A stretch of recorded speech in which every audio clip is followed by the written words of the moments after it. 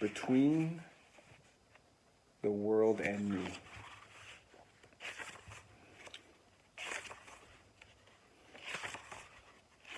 It looked like a good book, so I thought I'd read it. Do not speak to me of martyrdom, of men who die to be remembered on some perished day. I don't believe in dying, though I too shall die, and violets like castanets will echo me. Like castanets will echo me. Between the world and me. Where's chapter 1? I don't want to start on the preface. Let's see. Okay, here we go.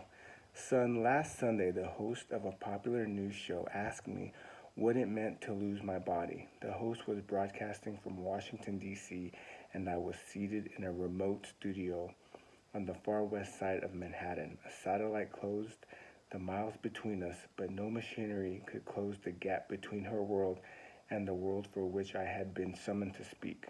When the host asked me about my body, her face faded from the screen and was replaced by a scroll of words written by me earlier that week. The host read these words for the audience, and when she finished, she turned to the subject of my body, although she did not mention it specifically.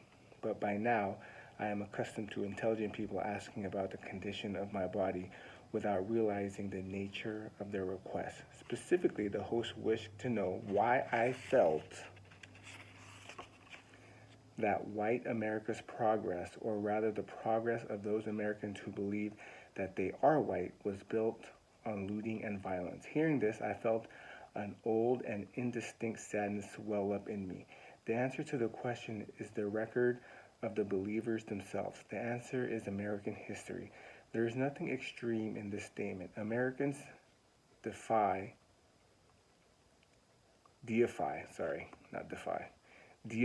democracy in a way that allows for a dim awareness that they have, from time to time, stood in defiance of their God. But democracy is a forgiving God, and America's heresies, torture, theft, enslavement, are so common among individuals and nations that none can declare themselves immune. In fact, Americans in a real sense have never betrayed their God. When Abraham Lincoln declared in 1863 that the Battle of Gettysburg must ensure that government of the people, by the people, for the people shall not perish from the earth, he was not merely being aspirational. On the onset of the Civil War, the United States of America had one of the highest rates of suffrage in the world. The question is not whether Lincoln truly meant government of the people, but what our country has throughout its history taken political term people to actually mean. In 1863, it did not mean your mother or your grandmother, and it did not mean you and me. Thus, America's problem is not its betrayal of government of the people, but the means by which the people acquired their names. This leads us to another equally important ideal, one that Americans implicitly accept but to which they make no conscious claim. Americans believe in the reality of race as a defined, indubitable feature of the natural world. Racism, the need to ascribe bone-deep features to people and then humiliate, reduce, and destroy them, inevitably follows from the inalterable condition. In this way, racism is rendered as the innocent daughter of Mother Nature, and one is left to deplore the middle passage of the Trail of Tears the way one deplores an earthquake, a tornado, or any other phenomenon that can be cast as beyond the handiwork of men. But race is the child of racism, not the father, and the process of naming the people has never been a matter of genealogy, and there's a lot of big words in here.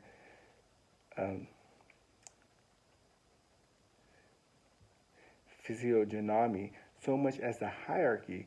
Difference in the who and the hair is old, but the belief in the preeminence of hue and hair, the notion that these factors can correctly organize a society, and that they signify deeper attributes which are indelible. This is the new idea at the heart of these people who have been brought up hopelessly, tragically, deceitfully to believe that they are white.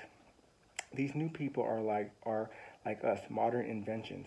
But unlike us, their new name has no real meaning. Divorced from the machinery of criminal power, the new people were something else before they were white.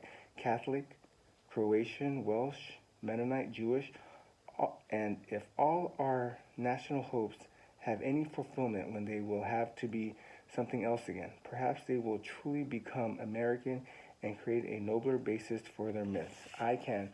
So I came across this book because I was watching Equalizer 2 with Denzel Washington, and in the movie, he recommends this book to another character in the movie. So I was like, oh, let me check it out. And it's a New York Times bestseller. So I had no idea what the book is about, and I'm figuring out as I read it to you.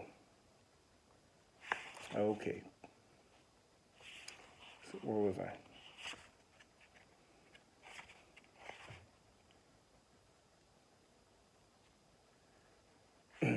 So we're going to page 8. I can not call it. And for now, it must be said that the process of washing the disparate tribes white, the elevation of their brief in being white, was not achieved through wine tasting and ice cream socials, but rather through the pillaging of life, liberty, labor, and land, through the flaying of backs and the chaining of limbs, the strangling of the stents, the destruction to families, the rape of mothers, the sale of children, and various other acts meant first and foremost to deny you and me the right to secure and govern our own bodies. The new people are not original in this. Perhaps there has been at some point in history some great power whose elevation was exempt from the violent exploitation of other human bodies. If there has been, I have yet to discover it. But this banality of violence can never excuse America, because America makes no claim to banal. America believes itself exceptional, the greatest and noblest nation ever to exist, a lone champion standing between the white city of democracy and the terrorists, despots, barbarians, and other enemies of civilization. One cannot at once claim to be superhuman and then plead mortal error.